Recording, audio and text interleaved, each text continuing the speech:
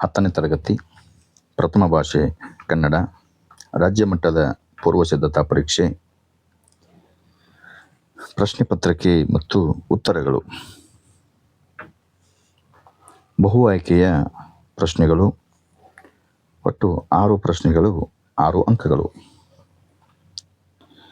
ಕನ್ನಡ ವರ್ಣಮಾಲೆಯ ಪ್ರತಿ ವರ್ಗದ 2 ಮತ್ತು 4ನೆಯ ಅಕ್ಷರಗಳು ಮಹಾಪ್ರಾಣಾಕ್ಷರಗಳು.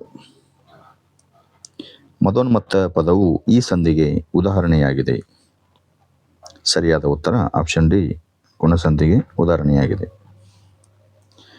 ಸ್ವತಂತ್ರ ವಾಕ್ಯಗಳಾಗಿ ನಿಲ್ಲಬಲ್ಲ ಅನೇಕ ಉಪವಾಕ್ಯಗಳೊಡನೆ ಒಂದು ಪೂರ್ಣಾಭಿಪ್ರಾಯದ ವಾಕ್ಯವಾಗಿದ್ದರೆ ಅದು ಆಪ್ಷನ್ ಎ, ಸಂಯೋಜಿತ ವಾಕ್ಯ. ಮುಂದಿನ ಪ್ರಶ್ನೆ, ಭವಿಷ್ಯತ್ ಕಾಲದ ಕಾಲಸೂಚಕ ಪ್ರತ್ಯಯ. ಆಪ್ಷನ್ ಸಿ, ಉವ. ತೃತೀಯ ವಿಭಕ್ತಿಯ ಕಾರಕಾರ್ಥ. Option D, ಕರಣಾರ್ಥ. ಕಳ್ಗೂಡಿದ ಪದವು ಈ ಸಮಾಸಕ್ಕೆ ಸೇರಿದೆ. ಉತ್ತರ ಕ್ರಿಯಾ ಸಮಾಸಕ್ಕೆ ಸೇರಿದೆ. ಸಂಬಂಧಿ ಪದ.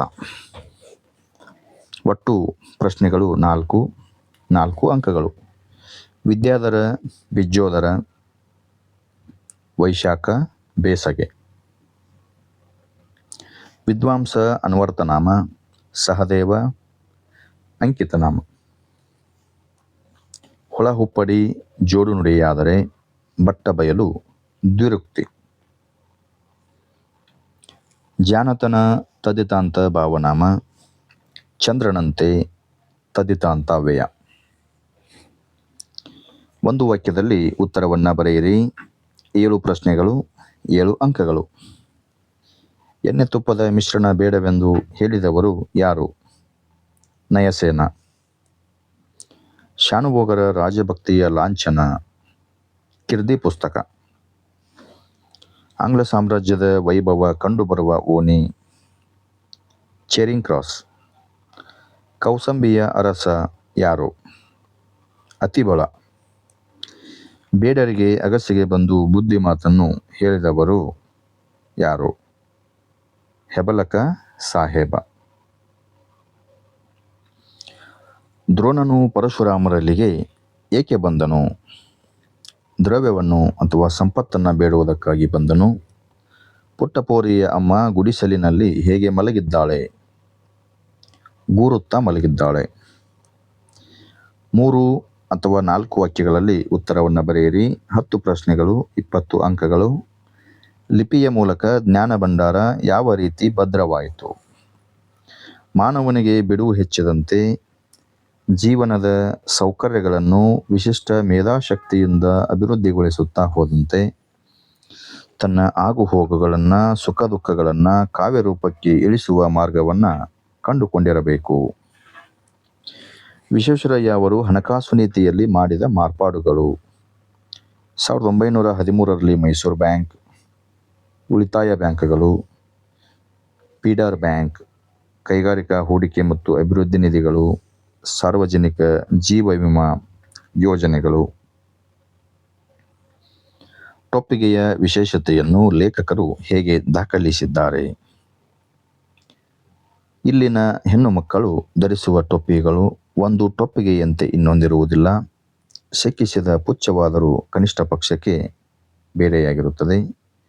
ಕೋಟ್ಯಾವಧಿ ಟೊಪ್ಪಿಗೆಗಳನ್ನು ಬೇಕಾದರೆ ಪರೀಕ್ಷಿಸಿ ಇದನ್ನು ಮನಗಾಣಬಹುದು. ರಾಜ್ಯಸಭೆಯಲ್ಲಿ ಅಗ್ನಿಭೂತಿ ವಾಯುಭೂತಿಯರನ್ನು ಮೂರ್ಖರೆಂದು ತೀರ್ಮಾನಿಸಿದ್ದೇಕೆ? ಅತಿಬಳ ರಾಜನ ಮಂತ್ರಿ ಸೋಮಶರ್ಮ ಮತ್ತು ಕಾಶ್ಯಪಿಯ ಮಕ್ಕಳಾದ ಅಗ್ನಿಭೂತಿ, ವಾಯುಭೂತಿಯರು ತಂದೆ ತಾಯಿಯರ ಮಾತಿಗೆ ಕಿವಿಗೊಡದೆ, ಯಾವ ವಿದ್ಯೆಯನ್ನು ಕಲಿಯದೆ, ತಂದೆ ಕೂಡಿಟ್ಟ ಹಣವನ್ನು ಹಾಳು ಮಾಡುತ್ತಾ ಸಪ್ತ ವ್ಯಸನಗಳಿಗೆ ತುತ್ತಾಗಿದ್ದರು. ತಂದೆಯ ಮರಣದ ನಂತರ ರಾಜನು ಅರಮನೆಗೆ ಕರೆಸಿಕೊಂಡು, ನೀವು ಯಾವ ವಿದ್ಯೆಗಳನ್ನು ಬಲ್ಲಿರಿ ಎಂದು ವಿಚಾರಿಸಿದನು. ಅವರು ತಲೆ ತಗ್ಗಿಸಿ ಉತ್ತರ ಕೊಡಲಾರದೆ ಕಣ್ಣೀರನ್ನು ಸುರಿಸಿದರು. ಇದನ್ನು ಕೇಳಿದ ರಾಜನು ಅವರು ಮೂರ್ಖರೆಂದು ತೀರ್ಮಾನಿಸಿ ಅಲ್ಲಿಂದ ಓಡಿಸಿದನು. ಹಕ್ಕಿಯ ಹಾರಾಟವನ್ನು ಆಕಾಶಕ್ಕೆ ಹೇಗೆ ಹೋಲಿಸಿದ್ದಾರೆ? ಹಕ್ಕಿಯು ಆಕಾಶ, ಮೋಡ, ಭೂಮಂಡಲಗಳ ಎಲ್ಲ ಬಣ್ಣಗಳನ್ನು ಸಮಾನವಾಗಿ ಆವರಿಸಿಕೊಂಡಿದೆ.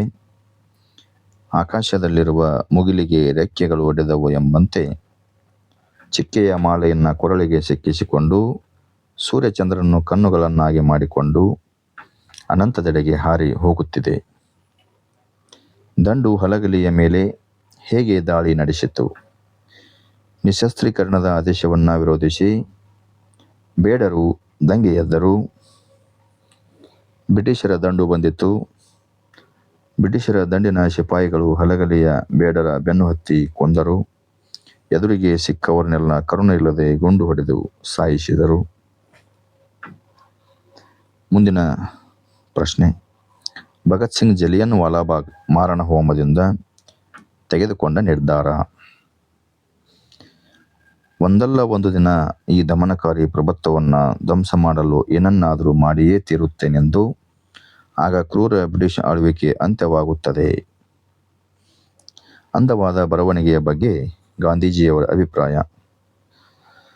ಒಳ್ಳೆಯ ಬರವಣಿಗೆ ಶಿಕ್ಷಣದ ಅವಶ್ಯಕ ಅಂಶವಲ್ಲವೆಂಬ ಭಾವನೆ ಗಾಂಧೀಜಿಯವರಿಗೆ ಇಂಗ್ಲೆಂಡಿಗೆ ಹೋಗುವವರೆಗೆ ಇತ್ತು. ದಕ್ಷಿಣ ಆಫ್ರಿಕಾಕ್ಕೆ ಹೋದ ಮೇಲೆ ಅಲ್ಲಿ ಸುಶಿಕ್ಷಿತ ಯುವಕರ ಮತ್ತು ವಕೀಲರ ಮುತ್ತು ಪೋಣಿಸಿದಂತಿದ್ದ ಸುಂದರ ಬರವಣಿಗೆ ನೋಡಿ ಅವರಿಗೆ ನಾಚಿಕೆ, ಪಶ್ಚಾತ್ತಾಪ ಆಯಿತು. ಕೆಟ್ಟ ಅಕ್ಷರದ ಬರವಣಿಗೆ ಅಪಕ್ವ, ಅಪೂರ್ಣ ಶಿಕ್ಷಣದ ಚಿಹ್ನೆ ಎಂದು ಅರಿತರು. ಜ್ಞಾನಿ ಅಜ್ಞಾನಿಗಳ ಸಂಘದ ಬಗೆಗಿನ ಅಕ್ಕ ಮಹಾದೇವಿಯ ಅಭಿಪ್ರಾಯವನ್ನು ತಿಳಿಸಿ.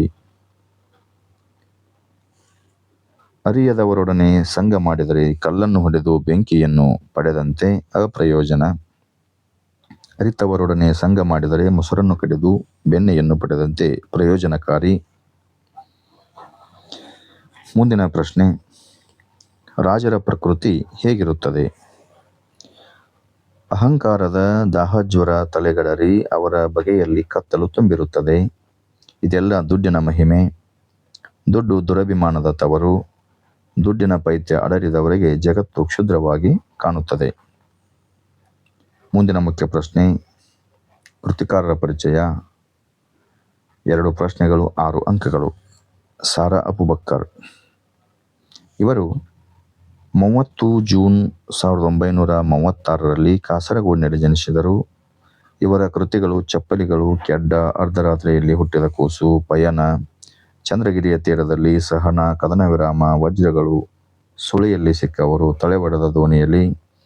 ಇವರ ಪ್ರಶಸ್ತಿ ನೃಪತುಂಗ ಪ್ರಶಸ್ತಿ.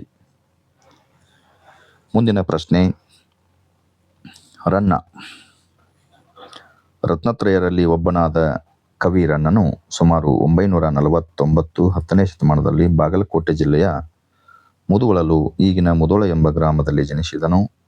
ಈತನು ಸಾಹಸ ಭೀಮ ವಿಜಯಂ, ಅಜಿತ ತೀರ್ಥಂಕರ ಪುರಾಣ ತಿಲಕಂ, ಪರಶುರಾಮ ಚರಿತಂ, ಚಕ್ರೇಶ್ವರ ಚರಿತಂ, ರನ್ನಕಂದ ಮುಂತಾದವು. ಚಾಲುಕ್ಯ ದೊರೆ ತೈಲಪನು ಕವಿ ಚಕ್ರವರ್ತಿ ಎಂಬ ಬಿರುದನ್ನು ನೀಡಿ ಗೌರವಿಸಿದನು. ಮುಂದಿನ ಮುಖ್ಯ ಪ್ರಶ್ನೆ, ಪ್ರಸ್ತಾರ ಹಾಕಿ ಗಣವಿಭಾಗ ಮಾಡಿ ಛಂದಸ್ಸನ್ನು ಹೆಸರಿಸಿ. 3 ಅಂಕಗಳು. ಈ ರೀತಿ 3 ಸಾಲನ್ನು ಕೊಟ್ಟಿದ್ದರೆ ಇದು ಷಟ್ಪದಿಯಾಗಿರುತ್ತದೆ.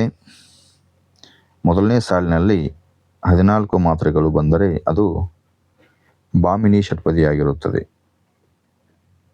20 ಮಾತ್ರೆಗಳು ಬಂದರೆ ವಾರ್ಧಕ ಆಗಿರುತ್ತದೆ. ಭಾಮಿನಿ ಅಂತ ಬಂದರೆ 3-4 ಮಾತ್ರೆಯ ಗಣಗಳನ್ನು ಮಾಡಬೇಕು.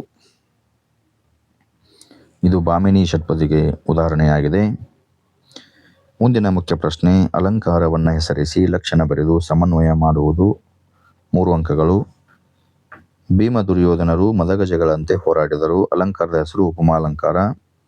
ಲಕ್ಷಣ 2 ವಸ್ತುಗಳಿಗೆ ಪರಸ್ಪರವಾಗಿ ಇರುವ ಹೋಲಿಕೆಯನ್ನು ಹೇಳುವುದೇ ಉಪಮಾಲಂಕಾರ. ಉಪಮೇಯ ಭೀಮ ದುರ್ಯೋಧನರು, ಉಪಮಾನ ಮದಗಜಗಳು, ಉಪಮಾವಾಚಕ ಅಂತೆ, ಸಮಾನ ಧರ್ಮ ಹೋರಾಡುವುದು. ಇಲ್ಲಿ ಉಪಮೇಯವಾದ ಭೀಮ ದುರ್ಯೋಧನರನ್ನು ಉಪಮಾನವಾದ ಮದಗಜಗಳಿಗೆ ಹೋಲಿಸಲಾಗಿದೆ. ಅಂತೆ ಎಂಬ ಉಪಮಾವಾಚಕ, ಹೋರಾಡುವುದು ಎಂಬ ಸಮಾನ ಧರ್ಮ ಇರುವುದರಿಂದ ಇದು ಉಪಮಾಲಂಕಾರ. ಗಾದೆಯನ್ನು ವಿಸ್ತರಿಸಿ ಬರೆಯುವುದು 3 ಅಂಕಗಳು.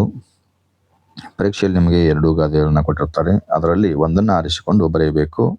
ಸತ್ಯಕ್ಕೆ ಸಾವಿಲ್ಲ, ಸುಳ್ಳಿಗೆ ಸುಖವಿಲ್ಲ. ಗಾದೆಯ ಮಹತ್ವವನ್ನು ಬರಿಬೇಕು. ಗಾದೆಯ ಮಹತ್ವಕ್ಕೆ 1 ಅಂಕ, ಗಾದೆಯ ವಿವರಣೆಗೆ 2 ಅಂಕ.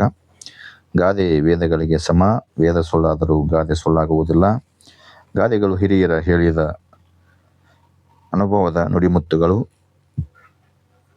ಆಕಾರದಲ್ಲಿ ವಾಮನನಾದರೂ ಅರ್ಥದಲ್ಲಿ ತ್ರಿವಿಕ್ರಮನಂತೆ.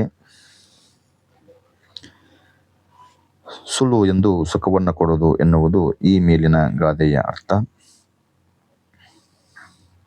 ಇನ್ನೊಂದು ಗಾದೆ ಮಾತು, ದೇಶ ಸುತ್ತಿ ನೋಡು, ಕೋಶ ಓದಿ ನೋಡು. ಕಲಿಯಲು ಪುಸ್ತಕವೂ ಬೇಕು, ಅನುಭವಕ್ಕಾಗಿ ಪ್ರವಾಸವೂ ಬೇಕು ಎನ್ನುವಂತೆ ದೇಶ ಸುತ್ತು ಎಂದರೆ ಲೋಕವನ್ನು ನೋಡುತ್ತಾ ಹೊಸ ಜನರು, ಸಂಸ್ಕಾರಗಳು, ವಿಧಾನಗಳು ಈ ರೀತಿ ಬರೀಬೇಕು. ಮುಂದಿನ ಮುಖ್ಯ ಪ್ರಶ್ನೆ, ಸಂದರ್ಭವನ್ನು ಸ್ವರಸ್ಯದೊಂದಿಗೆ ಬರೆಯುವುದು. 6 ಪ್ರಶ್ನೆಗಳು, 18 ಅಂಕಗಳು. ನಾನು ಮುಖ ಮೇಲಾಗಿ ಬಿದ್ದಿದ್ದೇನೆ.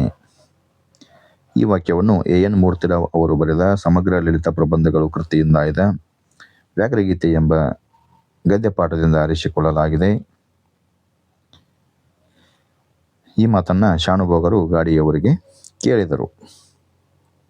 ಮುಂದಿನ ಸಂದರ್ಭ, ಸಾಮಾಜಿಕ ಕಾನೂನುಗಳ ಹರಿಕಾರ. ಪಠ್ಯಪುಸ್ತಕ ಸಮಿತಿ ರಚಿಸಿರುವ ನಾಲ್ವಡಿ ಕೃಷ್ಣರಾಜ ಒಡೆಯರು ಭಾಗ್ಯಶಿಲ್ಪಿಗಳು ಎಂಬ ಪಾಠದಿಂದ ಆರಿಸಲಾಗಿದೆ. ಲೇಖಕರು ನಾಲ್ವಡಿ ಕೃಷ್ಣರಾಜ ಒಡೆಯರ ಕೊಡುಗೆಗಳನ್ನು ವಿವರಿಸುತ್ತಾ, ಒಡೆಯರು ಸ್ಥಳೀಯ ಸಂಸ್ಥೆಗಳನ್ನು ರಚಿಸಿ ಆಡಳಿತ ವಿಕೇಂದ್ರೀಕರಣಕ್ಕೆ ಅನುವು ಮಾಡಿಕೊಟ್ಟರು. ಸ್ವತಃ ರಾಜರಾಗಿ ಕೇಂದ್ರೀಕೃತ ವ್ಯವಸ್ಥೆಗೆ ಬದಲಾಗಿ ಆಡಳಿತದಲ್ಲಿ ವಿಕೇಂದ್ರೀಕರಣ. ಮುಂದಿನ ಸಂದರ್ಭ, ಹಾಗಾದರೆ ನಿಮಗೆಲ್ಲ ಮನೆ ಉಂಟಾ ನನ್ನ ಮಕ್ಕಳ. ದೇವನೂರು ಮಹಾದೇವ ಅವರು ಬರೆದ ಎದೆಗೆ ಬಿದ್ದ ಅಕ್ಷರ ಕೃತಿಯಿಂದ ಆಯ್ದ ಎದೆಗೆ ಬಿದ್ದ ಅಕ್ಷರ ಎಂಬ ಪಾಠದಿಂದ ಆರಿಸಲಾಗಿದೆ. ಕವಿ ಸಿದ್ಧಲಿಂಗಯ್ಯನವರು ದೇವನೂರರಿಗೆ ಮನೆ ಮಂಚಮ್ಮ ಕಥೆಯನ್ನು ಹೇಳಿದರು. ಸ್ವಾರಸ್ಯ, ಜನರು ಗುಡಿ ಕಟ್ಟುವಾಗ ದೇವತೆಯು ಒಬ್ಬನ ಮೈಮೇಲೆ ಬಂದು ಹೀಗೆ ಅಬ್ಬರಿಸಿ ಕೆಲಸ ನಿಲ್ಲಿಸುತ್ತಾಳೆ. ಮುಂದಿನ ಸಂದರ್ಭ, ಮಂಗಳ ಲೋಕದ ಅಂಗಳ ಕೇರಿ. ದ ರಾ ಬೇಂದ್ರೆಯವರು ಬರೆದ ಗರಿ ಕೃತಿಯಿಂದ ಆಯ್ದ ಹಕ್ಕಿ ಹಾರುತ್ತಿದೆ ನೋಡಿದಿರಾ ಎಂಬ ಪದ್ಯ ಪಾಠದಿಂದ ಆರಿಸಿಕೊಳ್ಳಲಾಗಿದೆ. ಸಂದರ್ಭ, ಚಲನಶೀಲವಾದ ಕಾಲದ ಗತಿಯನ್ನು ಹಾರುವ ಹಕ್ಕಿಗೆ ಸಮೀಕರಿಸಿ ವರ್ಣಿಸಿದ್ದಾರೆ. ಸ್ವಾರಸ್ಯ, ಮಾನವನು ಭೂಮಿಯಿಂದ ಇತರ ಗ್ರಹ ಉಪಗ್ರಹಗಳಿಗೆ ಸಂಚರಿಸಬಹುದಾದ ದಾರ್ಶನಿಕ ಮುನ್ನೋಟ, ಮಾನವ ಪ್ರಪಂಚದಲ್ಲಾಗುವ ವೈಜ್ಞಾನಿಕ ವೈಚಿತ್ರ್ಯ, ವಿಸ್ಮಯ. ಮುಂದಿನ ಪ್ರಶ್ನೆ, ಹಸುರು ಹಸುರೆಳೆಯುಸಿರು. ಪ್ರಸ್ತುತ ಸಾಲನ್ನು ಕುವೆಂಪುರವರು ಬರೆದ ಪಕ್ಷಿಕಾಶಿ ಕೃತಿಯಿಂದ ಆಯ್ದ ಹಸುರು ಎಂಬ ಪದ್ಯಪಾಠದಿಂದ ಆರಿಸಿಕೊಳ್ಳಲಾಗಿದೆ. ಸಂದರ್ಭ, ಸ್ವಾರಸ್ಯ. ಮುಂದಿನ ಪ್ರಶ್ನೆ, ಈಗಳೊಂದಡಿಕೆಯುಂ ಇಲ್ಲ ಕೈಯೋಳ್. ಈ ವಾಕ್ಯವನ್ನು ಪಂಪನು ಬರೆದ ವಿಕ್ರಮಾರ್ಜುನ ವಿಜಯಂ ಕೃತಿಯಿಂದ ಆಯ್ದ ಕೆಮ್ಮನೆ ಮೀಸೆ ಒತ್ತನೆ ಎಂಬ ಗದ್ಯಪಾಠದಿಂದ ಆರಿಸಿಕೊಳ್ಳಲಾಗಿದೆ. ಸಂದರ್ಭ ಹಾಗೂ ಸ್ವಾರಸ್ಯ. ಪದ್ಯ ಭಾಗ ಪೂರ್ಣ ಮಾಡುವುದು. ತಪ್ಪಿಲ್ಲದೆ ಬರೆದ ಪ್ರತಿಸಾಲಿಗೆ 1 ಅಂಕ, ಒಟ್ಟು 4 ಅಂಕಗಳು. ಈ ವರ್ಷ ನೀಲನಕ್ಷೆ ಇರುವುದರಿಂದ ಸಂಕಲ್ಪ ಗೀತೆ, ಕೌರವೇಂದ್ರನ ಕೊಂದನೇನು, ವೀರಲವ ಈ 3 ಪದ್ಯದಿಂದ ಒಂದೊಂದು ಪ್ಯಾರ ಓದ್ಕೊಂಡ್ರೆ ನೀವು ಸುಲಭವಾಗಿ 4 ಅಂಕಗಳನ್ನು ಪಡೆಯಬಹುದು. ಮುಂದಿನ ಮುಖ್ಯ ಪ್ರಶ್ನೆ, ಪದ್ಯಭಾಗವನ್ನು ಓದಿ ಅರ್ಥ ಮಾಡಿಕೊಂಡು ಅಡಕವಾಗಿರುವ ಮೌಲ್ಯವನ್ನು ಆಧರಿಸಿ ಸಾರಾಂಶ ಬರೆಯುವುದು. 4 ಅಂಕಗಳು. ವೀರಲವ ಪದ್ಯದಿಂದ ಈ ಪ್ಯಾರವನ್ನು ಕೇಳಿದ್ದಾರೆ. ಈ ರೀತಿಯಾಗಿ ಸಾರಾಂಶವನ್ನು ಬರೆಯಬೇಕು. ಭೂಮಂಡಲದಲ್ಲಿ ಕೌಸಲ್ಯೆಯು ಪಡೆದ ಕುವರ ರಾಮನು ಒಬ್ಬನೇ ಪರಾಕ್ರಮಿ. ಅವನ ಯಜ್ಞದ ಕುದುರೆಯು ಇದಾಗಿದೆ. ನಿಭಾಯಿಸುವ ಸಾಮರ್ಥ್ಯವುಳ್ಳವರು ಯಾರೇ ಆದರೂ ಕುದುರೆಯನ್ನು ಕಟ್ಟಿ ತಡೆಯಲಿ ಎಂದು ಇದ್ದ ಬರಹವನ್ನು ಓದಿ ಲವನು ಕೋಪಗೊಳ್ಳುತ್ತಾನೆ. ರಾಮನ ಅಹಂಕಾರವನ್ನು ಬಿಡಿಸದಿದ್ದರೆ ತನ್ನ ತಾಯಿಯನ್ನು ಎಲ್ಲ ಜನರು ಬಂಜೆ ಎನ್ನದಿರುವರೆ, ತನಗೆ ಇರುವ ತೋಳುಗಳು ಇವು ಏತಕ್ಕೆ ಎಂದು ಲವನು ನಿಜ ಪ್ರತಿಜ್ಞೆಯನ್ನು ಕೈಕೊಂಡು ಉರಿದಿದ್ದನು. 8 ಅಥವಾ 10 ವಾಕ್ಯಗಳಲ್ಲಿ ಉತ್ತರಿಸಿ. ಒಂದು ಗದ್ಯ ಪಾಠದಿಂದ ಒಂದು ಪದ್ಯ ಪಾಠದಿಂದ ಒಟ್ಟು 8 ಅಂಕಗಳು. ಈ ಸಲ ನೀಲನಕ್ಷೆ ಇರೋದ್ರಿಂದ ಗದ್ಯ ಪಾಠದಿಂದ ಶಬರಿ ಪಾಠದಿಂದಾನೇ ಕೇಳಬೇಕು. 8-10 ವಾಕ್ಯದ ಪ್ರಶ್ನೆಯನ್ನು. ತಾಳಿದವನು ಬಾಳಿಯಾನು ಎಂಬ ಮಾತು ಶಬರಿಯ ಪಾಲಿಗೆ ಹೇಗೆ ನಿಜವಾಗಿದೆ? ಶಬರಿಯ ಸಡಗರ ಸಂತೋಷ ಮೇಳದವರ ಹಾಡಿನಲ್ಲಿ ಹೇಗೆ ವರ್ಣಿತವಾಗಿದೆ? ತಾಳುವಿಕೆಗಿಂತ ತಪವೂ ಇಲ್ಲ ಎಂದಿದ್ದಾರೆ ಕನಕದಾಸರು. ಶಬರಿಯು ಮತಂಗ ಋಷಿಯ ಪ್ರೀತಿಯ ಶಿಷ್ಯೆ. ಸಿದ್ಧರಾದ ಮತಂಗ ಋಷಿಗಳು ತಮ್ಮ ಅಂತ್ಯ ಕಾಲದಲ್ಲಿ ಶಬರಿಗೆ ಹೇಳುತ್ತಾರೆ, ಶ್ರೀರಾಮ ಲಕ್ಷ್ಮಣರು ಈ ಆಶ್ರಮಕ್ಕೆ ಬಂದೇ ಬರುತ್ತಾರೆ. ನಿನಗೆ ರಾಮ ಲಕ್ಷ್ಮಣರ ದರ್ಶನವಾಗುತ್ತದೆ ಎಂದು ಹೇಳಿರುತ್ತಾರೆ. ಅದೇ ರೀತಿ ಇನ್ನೊಂದು ಪ್ರಶ್ನೆ, ರಾಮನು ಬಂದು ತನ್ನ ಆಶ್ರಮದಲ್ಲಿ ನಿಂತಿರುವುದನ್ನು ನೋಡಿ ಶಬರಿ ಆಶ್ಚರ್ಯಪಟ್ಟಳು. ರಾಮನ ಹತ್ತಿರ ಬಂದು ಅವನನ್ನು ಮುಟ್ಟಿ ಪಾದಕ್ಕೆ ನಮಸ್ಕರಿಸಿದಳು. ಕೈಯನ್ನು ಕಣ್ಣಿಗೆ ಒತ್ತಿಕೊಂಡು ಕಣ್ಣೀರನ್ನು ಸುರಿಸಿದಳು. 42ನೇ ಪ್ರಶ್ನೆ, ಸಂಕಲ್ಪಗೀತೆ ಪದ್ಯದಿಂದ ಸಂಕಲ್ಪ ಮತ್ತು ಅನುಷ್ಠಾನ ಕುರಿತು ಕವಿ ಶಿವರುದ್ರಪ್ಪನವರ ಅಭಿಪ್ರಾಯ. ಜೀವನದಲ್ಲಿರಬೇಕಾದ ಧನಾತ್ಮಕ ಭಾವನೆ ಹಾಗೂ ದೃಢ ಸಂಕಲ್ಪದ ಮಹತ್ವ. ಈ ರೀತಿ ಓದಿಕೊಂಡು ಬರಿಬೇಕು ವಿದ್ಯಾರ್ಥಿಗಳೇ. ಮುಂದಿನ ಪ್ರಶ್ನೆ, ಗದ್ಯ ಭಾಗ. ಕೆಳಗಿನ ಗದ್ಯ ಭಾಗವನ್ನು ಓದಿಕೊಂಡು ಕೊಟ್ಟಿರುವ 2 ಪ್ರಶ್ನೆಗಳಿಗೆ ಉತ್ತರವನ್ನು ಬರೆಯುವುದು. ಇದಕ್ಕೆ 4 ಅಂಕಗಳು. ಮುಂದಿನ ಮುಖ್ಯ ಪ್ರಶ್ನೆ, ಪತ್ರಲೇಖನ 5 ಅಂಕಗಳು. 2 ಪತ್ರಗಳನ್ನು ಕೊಟ್ಟಿರುತ್ತಾರೆ. ಒಂದು ಖಾಸಗಿ ಪತ್ರ, ಇನ್ನೊಂದು ವ್ಯಾವಹಾರಿಕ ಪತ್ರ.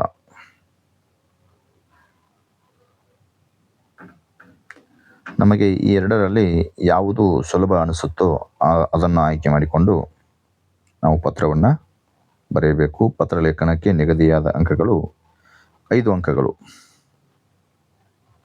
ಈ ರೀತಿ ಪತ್ರ, ಇವರಿಂದ ಇವರಿಗೆ, ಮಾನ್ಯರೇ, ಆಮೇಲೆ ವಿಷಯ, ವಂದನೆಗಳೊಂದಿಗೆ, ತಮ್ಮ ವಿಶ್ವಾಸಿ, ಆಮೇಲೆ ಹೊರವಿಳಾಸ. ಖಾಸಗಿ ಪತ್ರ, ಕ್ಷೇಮ ಶ್ರೀ ಇವರಿಂದ ತೀರ್ಥರೂಪರವರಿಗೆ ನಿಮ್ಮ ಮಗಳಾದ ಹರ್ಷಿತ ಮಾಡುವ ನಮಸ್ಕಾರಗಳು. ಇಂತಿ ನಿಮ್ಮ ಪ್ರೀತಿಯ ಮಗಳು. ಹೊರವಿಳಾಸ ಇವರಿಗೆ, ಇವರಿಂದ. ಮುಂದಿನ ಮುಖ್ಯ ಪ್ರಶ್ನೆ, ಪ್ರಬಂಧ ಬರವಣಿಗೆ 5 ಅಂಕಗಳು. ಪರೀಕ್ಷೆಯಲ್ಲಿ 2 ಪ್ರಬಂಧಗಳನ್ನು ಕೊಟ್ಟಿರುತ್ತಾರೆ. ರಾಷ್ಟ್ರೀಯ ಭಾವೈಕ್ಯ ಅಥವಾ ಶಾಲಾ ಸಂಸತ್ತು ಚುನಾವಣೆ ಪ್ರಕ್ರಿಯೆ ಹಾಗೂ ಮಹತ್ವ. ರಾಷ್ಟ್ರೀಯ ಭಾವೈಕ್ಯತೆ ಪ್ರಬಂಧ, ಪೀಠಿಕೆ, ವಿಷಯ ನಿರೂಪಣೆ, ಉಪಸಂಹಾರದೊಂದಿಗೆ ಈ ರೀತಿ ಬರೆಯಬೇಕು.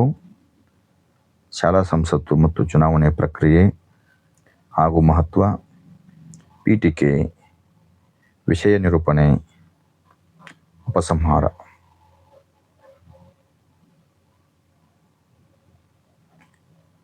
ನಾಳೆ ಬರ್ತಕ್ಕಂತಹ ರಾಜ್ಯ ಮಟ್ಟದ ಪೂರ್ವ ಸಿದ್ಧತಾ ಪರೀಕ್ಷೆಯನ್ನು ಚೆನ್ನಾಗಿ ಬರೆಯಿರಿ ವಿದ್ಯಾರ್ಥಿಗಳೇ ಅಂತ ಹೇಳ್ತಾ